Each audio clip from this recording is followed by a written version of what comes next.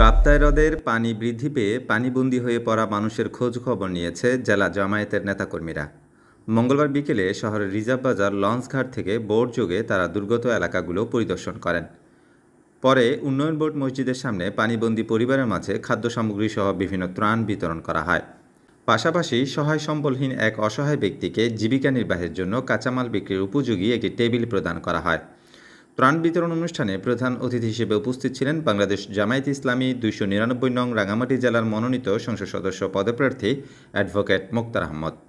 জেলা জামায়াতের পৌর আমির মোহাম্মদ মঈনুদ্দিনের সভাপতিত্বে আয়োজিত এই কর্মসূচিতে আরও উপস্থিত ছিলেন জেলা জামায়াতের সেক্রেটারি মোহাম্মদ মানসুরুল হক, পৌরসভা জামায়াতের অ্যাসিস্ট্যান্ট সেক্রেটারি অ্যাডভোকেট মোহাম্মদ রাহমতুল্লাহ।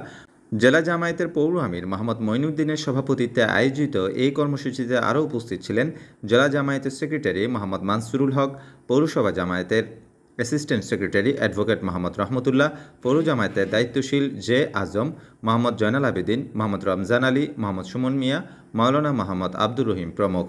এই সময় নেতৃবৃন্দ বলেন, জনগণের দুঃসময়ে জামায়াত সর্বদা তাদের পাশে থেকে সহযোগিতা অব্যাহত রাখবে।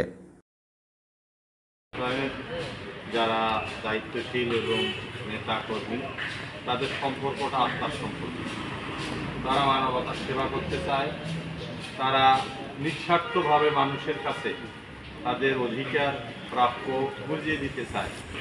এই সুযোগ যদি জামাত পায় তাহলে সেটা ইনশাআল্লাহ কার্যকরী হবে। আমাদের সঙ্গে আজকে উপস্থিত আছেন যিনি বাংলাদেশ জামাত ইসলামের রাঙামাটি পার্বত্য জেলা শাখার জেলা সেক্রেটারি।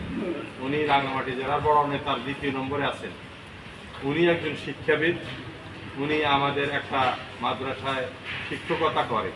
ওনার ব্যক্তি জীবনে, ওনার পরিবারের জীবনে, উনি ওনার পরিবার চালানোর জন্য ওইটাই ওনার জন্য যথেষ্ট। এর বাইরে ওনার আর কোনো প্রয়োজনীয়তা উনি মনে করে না।